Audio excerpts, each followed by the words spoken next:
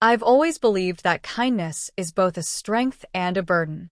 At 45, after more than 2 decades of marriage, I found myself staring at the life I had built and realizing how quietly it had begun to collapse around me. My name is Claire.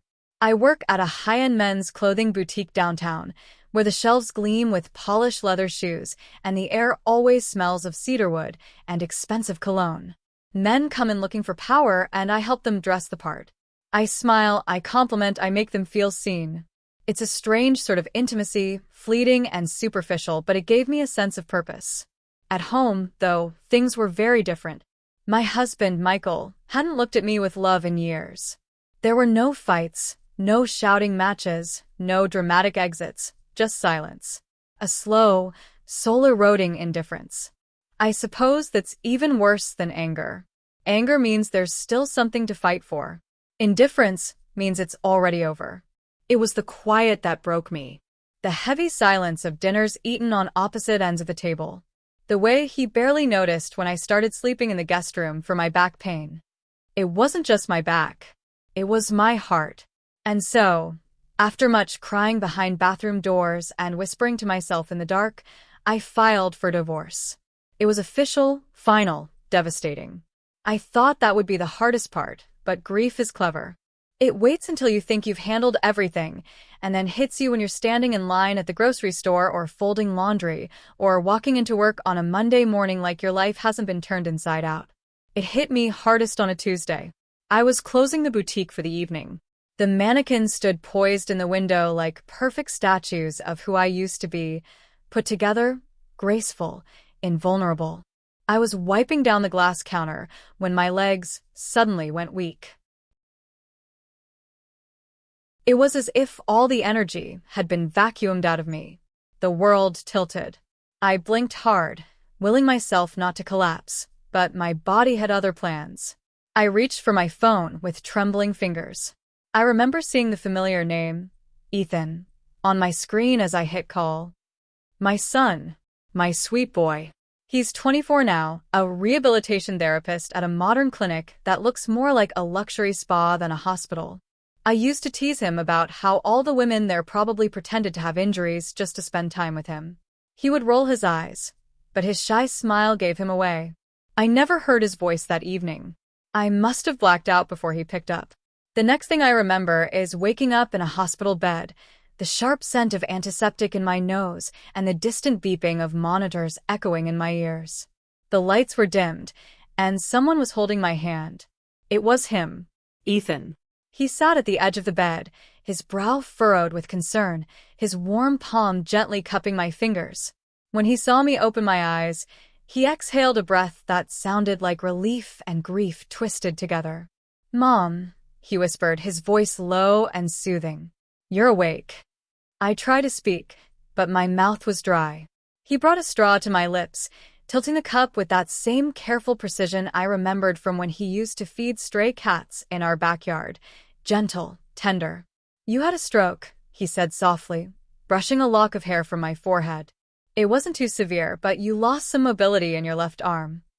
I blinked, trying to move my hand. Nothing. My throat tightened. It wasn't just fear, it was shame. I had always been strong. I had worked, cooked, smiled through heartbreak. I had raised him on homemade soups and bedtime lullabies. And now I couldn't even lift my hand.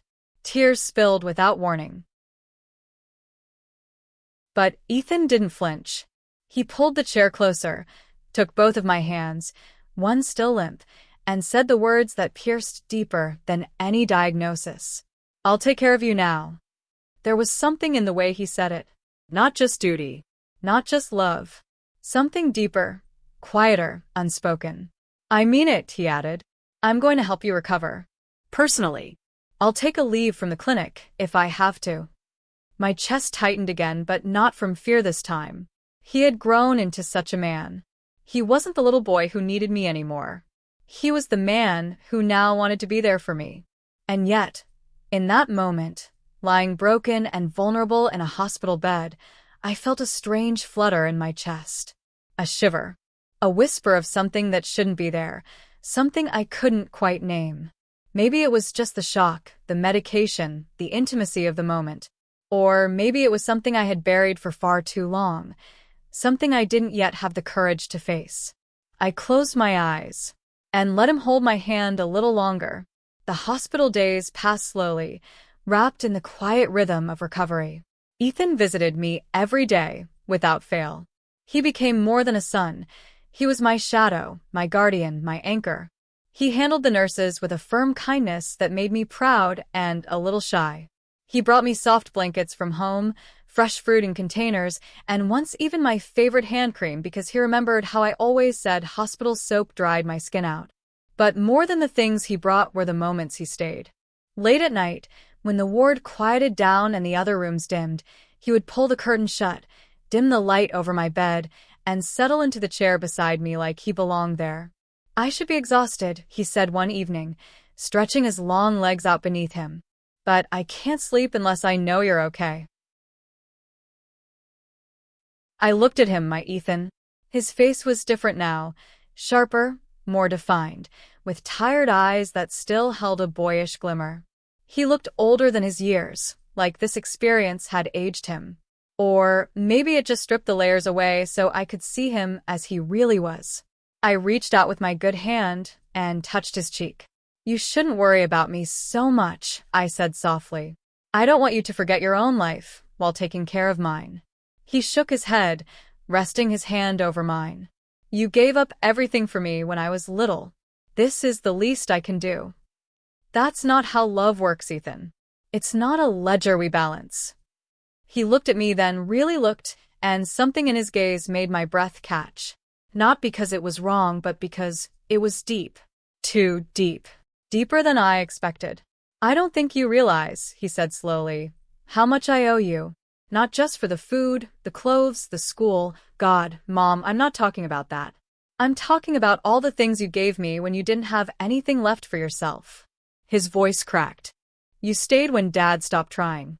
You smiled when I could see you were breaking. You made our house feel like home even when I knew you were crying behind closed doors." I felt my throat tighten. I turned my face away, but he reached out and gently cupped my chin, turning it back toward him. "I saw it all. I remember everything. And now you're here, like this. And it kills me because I couldn't protect you from that pain. I want to now. Ethan, I don't want you to feel alone ever again." There was a pause. A long one. The kind of silence that says more than words can hold. In that space, something bloomed, tender and aching and real. Not inappropriate. Just vulnerable. We were two people with no shields left, nothing to hide behind anymore. And I let myself lean into it. "That day," I whispered, "when I called you, I didn't even know what was happening. I just knew I needed you." He nodded. "You've always had me, Mom. You still do." We stayed like that for a while, his thumb tracing slow, soothing lines along the back of my hand. My skin tingled, but not from illness. From warmth. From touch. From the echo of something deeper than comfort, though neither of us said it aloud. I closed my eyes, not because I was tired, but because I didn't want him to see what was in mine. That I had missed being touched like that. That I had forgotten what it was like to be someone's everything. By the end of the week, I was discharged. Ethan brought me home himself. "I want you at my place," he said as we pulled into his driveway. "Just for a while. I can monitor your exercises, cook for you, make sure you don't overdo it. You don't have to play nurse." I joked, though my voice trembled. "I'm not playing anything," he said, looking at me with that same unwavering calm. "I want you here. With me." His apartment was warm, minimal but elegant, everything in its place, with soft lighting and wood floors that echoed under our feet. He had made a room ready for me. Not the couch, not a guest room that smelled of storage, but his room. And he didn't say a word when I hesitated by the door. "You're not a burden," he said gently. "Don't even think it." Later that night, he helped me into bed, adjusting the pillows, setting my water on the nightstand, checking my arm brace. I felt like I was floating, tethered to this moment by only his touch. He sat on the edge of the bed, hesitating. You okay? He asked. I nodded. Just scared. Not of the stroke. Of what happens next. Of waking up and realizing this was all just a moment you'll forget. I won't forget, he said quietly. This is the part I'll remember most. Because you're finally letting me in. My voice broke. It's hard. I know. He leaned in, and, for a long moment, he just held me, his arms around me, careful and firm, as I let my head rest on his chest. He didn't move. Neither did I. The silence between us was full of everything we couldn't say yet. And yet, something told me we were already saying it. The night in Ethan's apartment was still, so still, it felt sacred. After the lights were turned off, and the world outside faded into a soft hum, we stayed close. I lay on my side, my left arm nestled carefully on the pillow, the faint ache a reminder that my body wasn't yet whole. Ethan sat beside me for a long time, his silhouette barely visible in the dim light coming through the window. Do you want me to stay here? He asked quietly. The words hung in the air. I knew what he meant. Not in some presumptuous way, not with expectation. He meant it the way a protector does, ready to stay, to hold back the darkness if I asked. I didn't answer right away. I simply shifted slightly, just enough to make space beside me. He understood. He always did. He lay down next to me, gently, like I might break if he moved too quickly. We lay shoulder to shoulder, the space between us alive with something I couldn't name. The rhythm of our breathing began to sink, steady and soft at first. I closed my eyes, willing sleep to come, but it didn't. How could it? There was too much electricity under my skin. Too much awareness. Too much him. Minutes passed. Maybe longer. Then I felt it, his fingers brushing lightly over my right forearm, tracing slow, deliberate lines along the skin. I didn't move. His touch was featherlight at first, soothing, reassuring. But the longer it lasted, the harder it became to separate comfort from something else. Something warmer. More dangerous. His fingers began to move up and down in a steady rhythm, slow enough not to alarm, gentle enough to feel innocent, if I wanted to pretend. But I didn't want to pretend. My breathing changed. I felt it. His did too. It was subtle at first, a quiet shift, a deeper inhale, a slower exhale. But our breath began to match again. Only this time it was faster, warmer, less controlled. Still, neither of us spoke. There was no need. The silence between us wasn't empty. It was charged. I kept my eyes closed, but I could feel the heat of him beside me, the way his arm moved slightly as his hand continued its path along my skin. Not hurried, not greedy, just exploratory, as if he was memorizing the feel of me. My heartbeat echoed in my ears, loud and rhythmic. I should have stopped it. I didn't. Because in that moment, it wasn't about morality or logic or the labels the world gives us. It was about being seen, touched, held without judgment, cared for in a way that felt all-encompassing. His hand paused. "Mom," he whispered. My eyes fluttered open. He was looking at me in the dark, his face just inches from mine. I could barely make out his expression, but I could feel what he wasn't saying. "I'm not trying to make this weird," he said, his voice low, thick with emotion. I don't know how else to show you what you mean to me." I swallowed hard. "You already do," I whispered back. "Every day." His forehead rested lightly against mine, his breath warm on my cheek. Neither of us moved. We didn't need to. The edge we were standing on didn't need to be crossed to be felt. It was enough to know it was there, to know we were both looking down into that same abyss. And maybe, for tonight, it was enough just to feel again. To be human. To be alive. To be wanted. To not be alone. We fell asleep like that. Eventually, our breathing still uneven, our thoughts racing, and the night thick with something unspoken. But not denied. I don't know what time it was when I woke. The room was dark, but not silent. I could hear the soft hum of the city just beyond the glass, distant cars, the occasional creak of the building settling, and most vividly his breathing. Ethan's. It was different now, lighter, shallow. He wasn't asleep. Before I could speak, I felt it. His hand, gentle, against my cheek, stroking slowly. I froze, my breath catching in my throat. But I didn't pull away. I didn't move at all.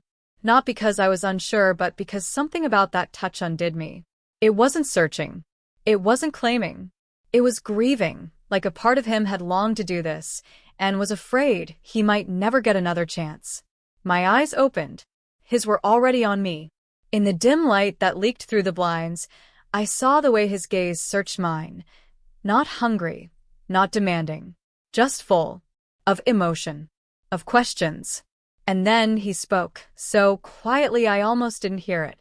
"I'll cure you," he whispered. "Do you mind?" There was no way to explain the way those words hit me. He wasn't just talking about my arm. Or my body. Or my health. He meant all of me. The brokenness inside me. The hollow space left by years of being unloved. The weight of being touched only when necessary, never when I needed it most. My throat tightened and I nodded. Not a big nod. Just the smallest movement. But he saw it. He always saw me.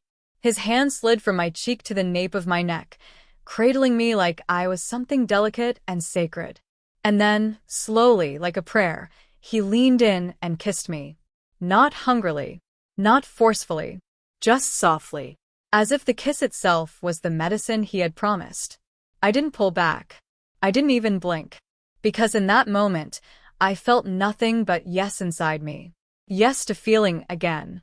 Yes to being known again. Yes to being his in a way that had nothing to do with blood and everything to do with the aching, tender devotion in that kiss. When he pulled away, I could see it, the fear in his eyes. The uncertainty.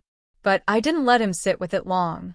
My fingers, the ones on my good hand, slid into his hair, holding him there, grounding us both.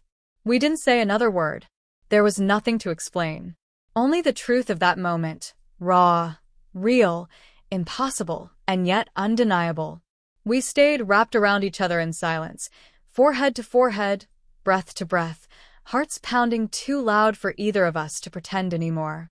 And for the first time in years, I didn't feel pain. Not in my body. Not in my heart. Only warmth. Only him. I woke to the scent of something warm and familiar. Coffee. Scrambled eggs. Toast. A hint of vanilla in the air. The candle he always lit on slow mornings. But this wasn't a slow morning. Not in the usual sense.